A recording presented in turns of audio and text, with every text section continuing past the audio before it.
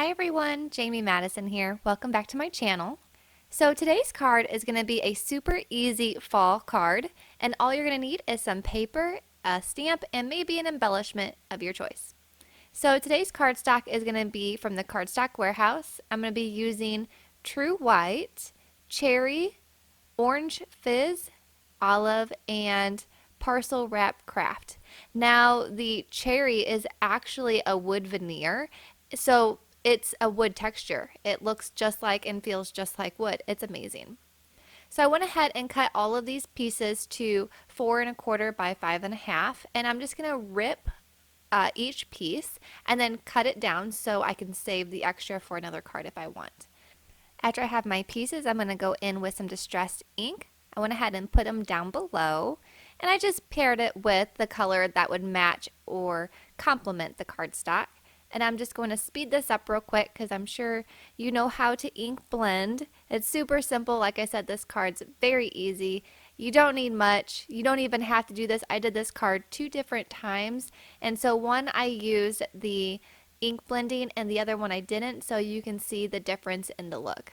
I prefer the ink blended just because it gives that extra texture, but it's not necessary. You don't have to. It still looks beautiful, and anybody would be happy to receive this card.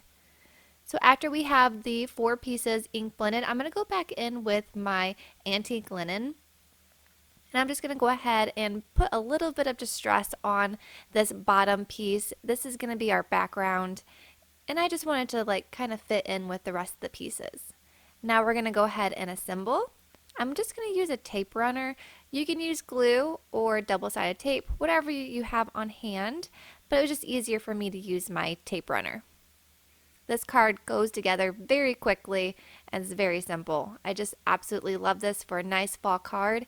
And I got some new things in the mail the other day, so you're going to be seeing some really interesting cards coming up. I can't wait to show you. And don't forget, I'm going to be starting to post more on my Instagram. They're not going to have videos, they're just going to be cards, but be sure to go and check that out as well. So after we have all of these pieces taped down, the very last one, I'm going to use my guillotine just to cut off the excess. So I'm going to go back in with that antique linen and just lightly blend the top just so it all connects together since we did cut some of that off. And then after that, we're going to go in with some hemp cord. I got this at Hobby Lobby a few years ago and I'm still using it.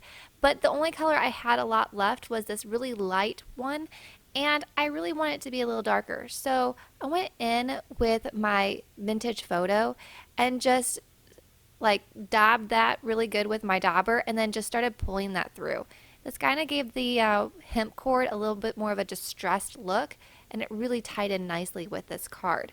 So I just went through it about 2-3 times and made sure each side was well coated. It's not a super lot. You do still see some of the light of the hemp cord, but it was just enough to give it that distressed look. So don't be afraid to experiment with some of your supplies and make it work for you. So I'm going to hold a little piece on the back, and then I'm going to wrap this 3 times, and doing so I'm going to be ending it at the back of the card so I'm able to tie it in the back and then tape it down with some Scotch tape. Now the reason I chose to tape it in the back is because we're going to be popping this up with some double foam sided tape, and that will give us a little bit of wiggle room and not have to worry about that knot being in the way on the front of the card. Now you could have went ahead and made a fancy bow or did some pretty knot work in the front, but I'm not really good with that kind of stuff. So instead, I'm going to pull out some butterflies from the Holtz adornments. It's like a metal butterfly, and I'll show you here in a second what they look like. They're so pretty. We got them in a stamp kit last year, and I've saved a couple throughout the year and use it on special occasions, and this happened to be one of those cards.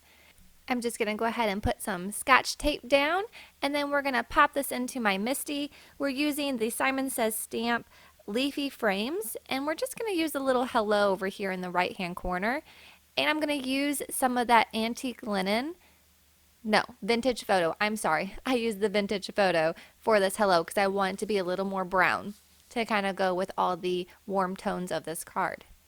I went ahead and got this Misty a couple months ago when I dropped my other platform on the side and ended up cracking it. It still works, but sometimes my images don't come out very clear, so I got a really good deal at Joann's on this Misty. I just put some washi tape on the sides because I really like the black and gray look of this. So anyways, I'm going to go ahead and stamp this down. This is almost complete. I mean, this card comes together so quick and you can make so many of them. And I guarantee you anybody who gets this card would definitely be happy. It's so pretty. Like, the colors are so vibrant. I'm going to go ahead and pop this up using some double-sided foam tape. Don't put any foam tape on your hemp cord because that cord is so thick it would make the card kind of wobbly. So I just, avoid that area. And that scotch tape is going to hold it. It's not going to go anywhere, so no worries on that.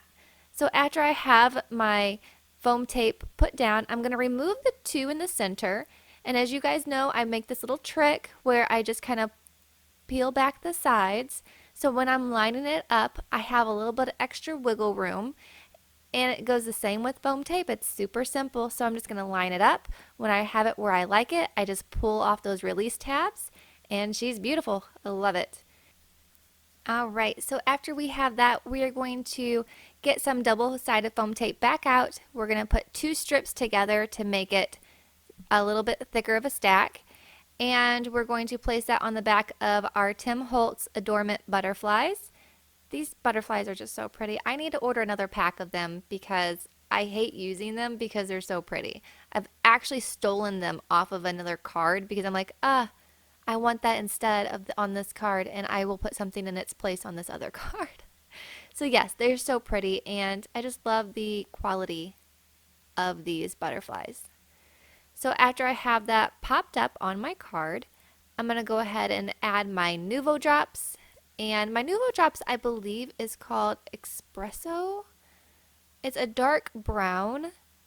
I'll have to check in my drawer, and I'll leave it down below what this color is, but I know it's a dark brown. I'm wanting to say it's espresso. And then after that, to tie in the silver of the butterfly, I'm going to go ahead and add some crystal drops from Studio Katia on here and just apply that with my Gina K Connects glue. It's still one of my favorite glues for sequins and gemstones. It dries clear. It's good staying power. I've never had anything fall off using this. And it's easy to apply with this little squirt tube. So after that, our card is complete. We're all done. Make so many of these and send them out to all your friends. And tag me on Instagram if you do make this card. I would love to see it. Thank you guys so much for joining me today. And I will see you very soon with another card. I have a watercolor card coming up for you very shortly. Thank you guys so much. Have a great rest of your day. And I will see you next time. Bye.